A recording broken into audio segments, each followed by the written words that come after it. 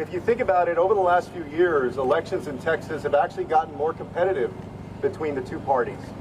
Yet Republicans in the 2021 session have gotten more extreme, have moved to the extreme far right that's unrepresentative of the people of Texas. They're led by a party chairman in Allen West, who moved here from Florida just a few years ago, who is perhaps the most extreme of the party chairs in Texas and across the nation. I'm talking about bills like the so-called constitutional carry bill that would allow anybody to have a gun, anybody to take a gun anywhere and not have to have a permit. We don't know who they are, what their background is. Most Texans strongly disagree with that legislation. The most restrictive abortion measures in the country that would infringe on a woman's right to choose.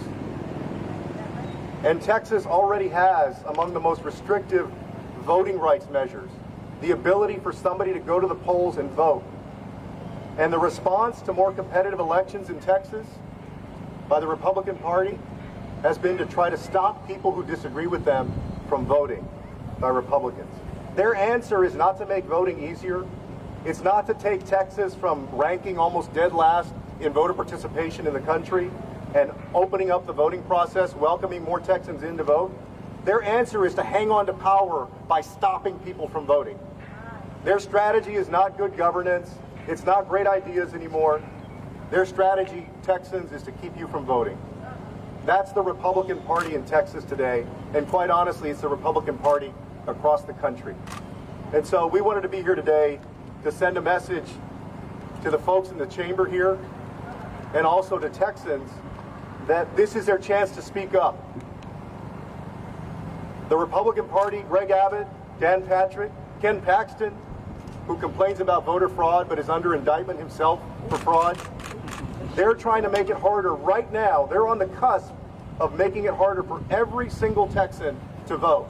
Even though, as folks mentioned, when they're asked for proof of widespread voter fraud, they can't provide any.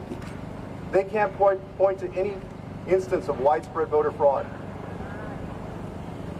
You think about how incredible that is, that they would propagate these pieces of legislation without any proof at all.